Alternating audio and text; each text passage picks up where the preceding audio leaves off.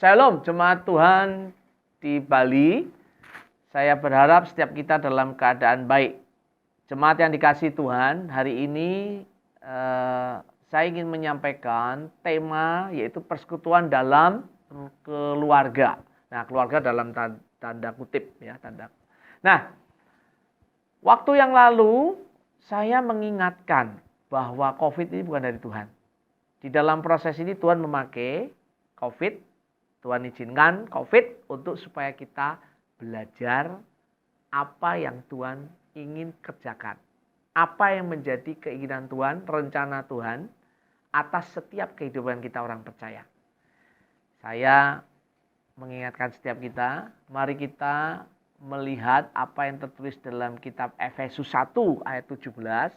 Setiap kita belajar ada roh hikmat dan wahyu dari Tuhan supaya kita bisa mengenal Dia dengan benar. Kita bisa tahu isi hati Tuhan, kita bisa melakukan isi hati Tuhan. Roh wahyu adalah kita bisa mengenal hati Tuhan atas kehidupan kita, atas kehidupan komunitas dan gereja. Roh hikmat adalah kita bisa mengenapkan.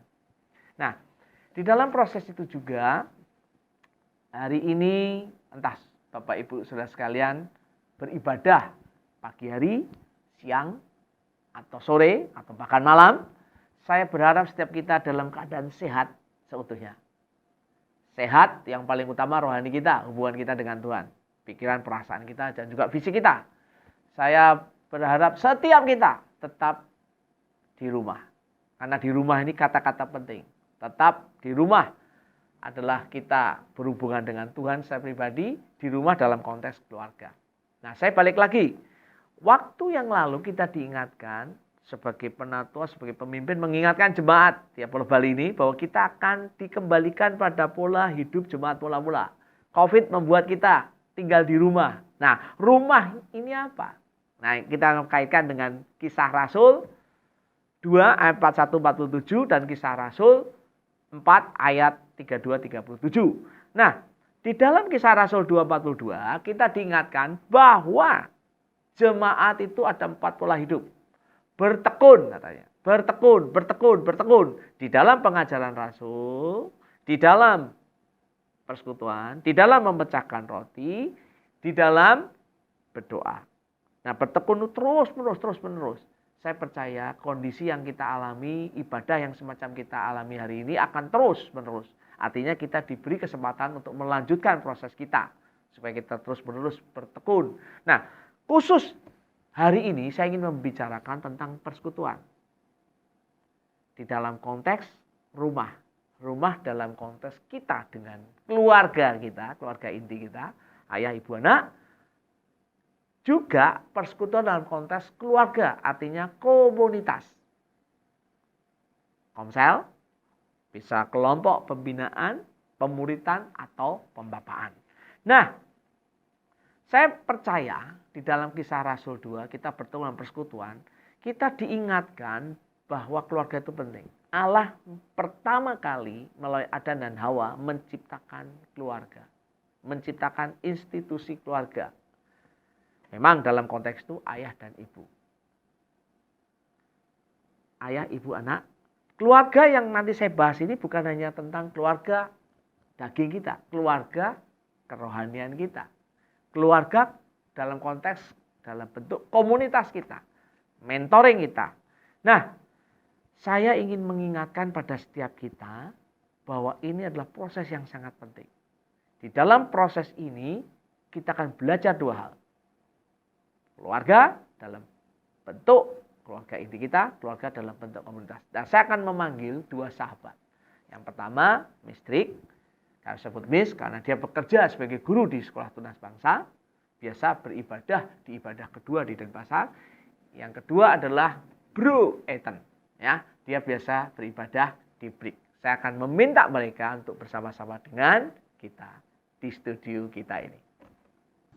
Dan selamat datang di studio Abalo. Siap.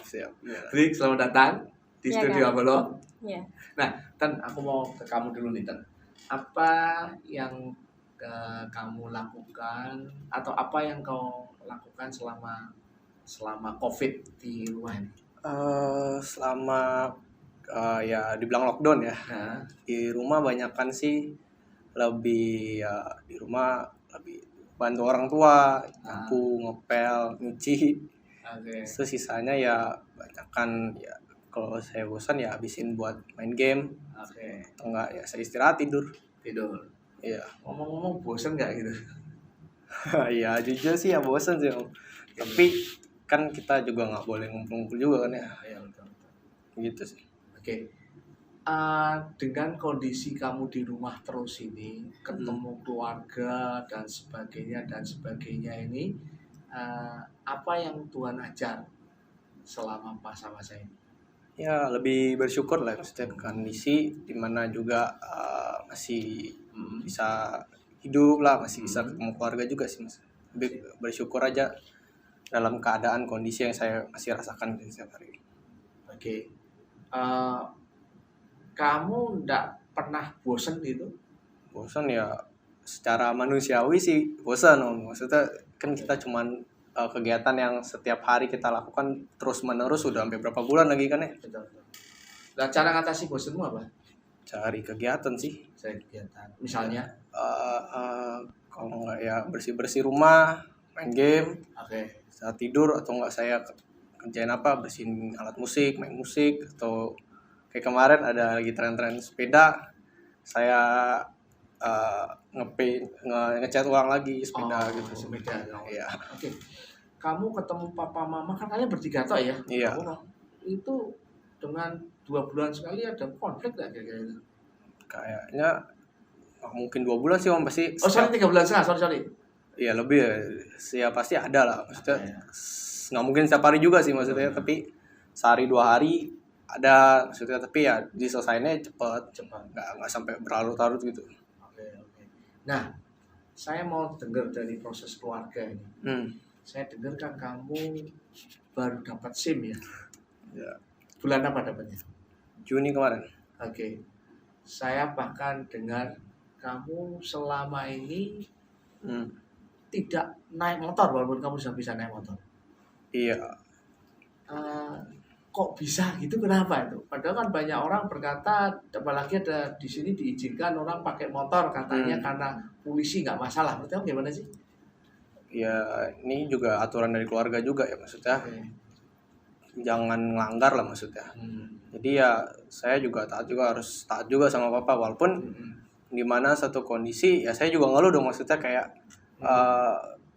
merasa nggak enak tergantung sama orang tua, tapi juga masa kadang harus hal yang saya harus kerjakan cepat jadi harus nunggu sama orang tua, jadi ya bersyukurnya sama keadaannya maksudnya. Oke, padahal kalau kamu naik motor sendiri kan lebih cepat ya? Iya, lebih cepat. Kamu mau taat kenapa sih? Ya belajar aja sih Om, maksudnya di balik ketaatan pasti ada nilai yang lebih lagi maksudnya kan. Oke. Nah, berarti kamu dapat SIM ya. Bulan apa? Juni nih. Iya, Juni. Dari ngomong-ngomong kamu pernah ngelanggar nggak? Pernah sekali. Oh sekali aja? Iya, jadi pas ngambil barang jadi mama suruh ngambil barang, udahlah kan saya pikir cuman paling deket sini doang, udah. Terus tuh pulang mama sempat cerita sama papa soal ngambil barang kan gitu. Udah ditegur sama laut mama sih ngomongnya kan. Kamu katanya jangan lagi, tunggu punya SIM dulu baru kamu keluar jauh-jauh. Oh dari kapan itu kejadiannya? Waduh, baru awal-awal itu. Oh setelah kamu usia 17 tahun ini itu SIM lagi diurus. Iya.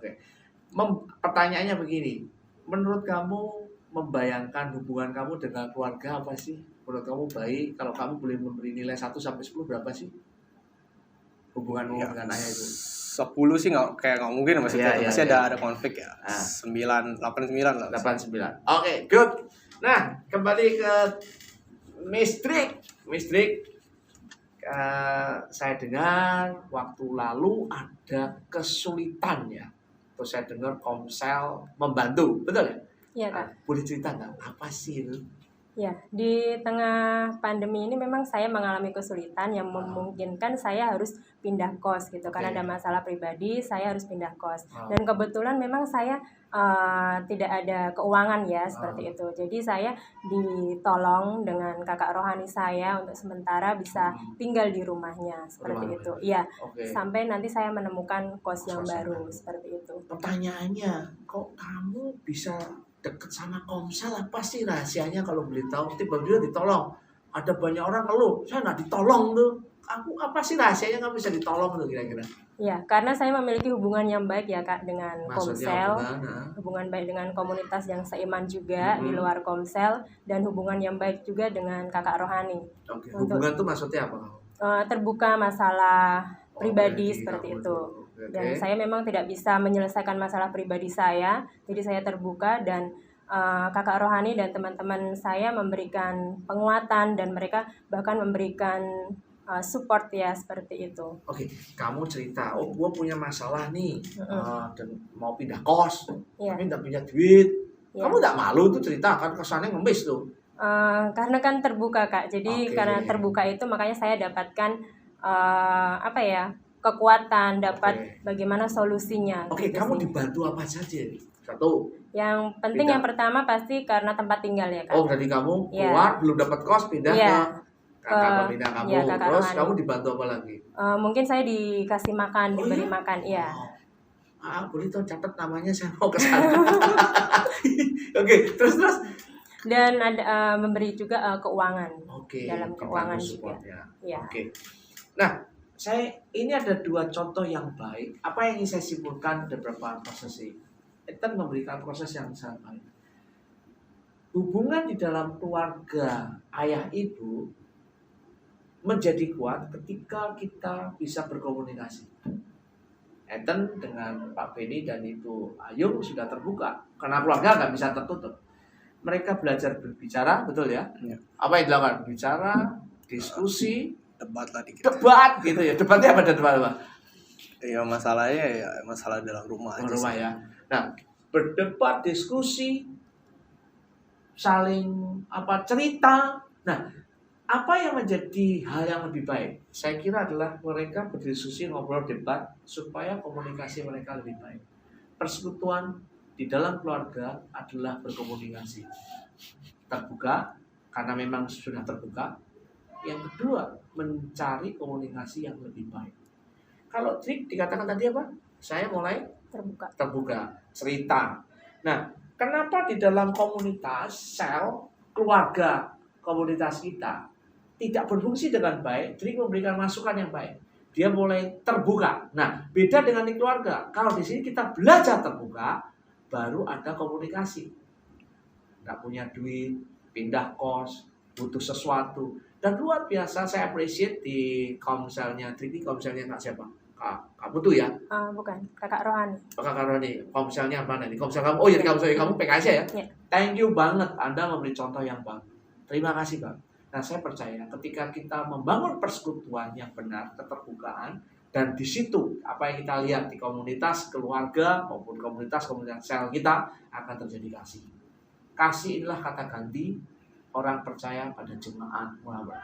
Jemaat Tuhan, saya ingin mengingatkan hari ini. Mari diskusikan di dalam keluargamu, diskusikan di antara teman-teman yang hari ini mungkin beribadah bersama untuk memikirkan bagaimana kita membangun hubungan persekutuan yang keluarga lebih baik dan komunitas yang lebih baik. Mari kita berdoa. Kami menyerahkan hari Minggu ini ibadah kami ini ke dalam tangan. Kiranya Tuhan tolong supaya persekutuan kami lebih baik. Baik untuk keluarga maupun untuk di dalam komunitas Komsel kami, pemuritan kami, mentoring kami. Dalam nama Tuhan Yesus kami berdoa. Amin.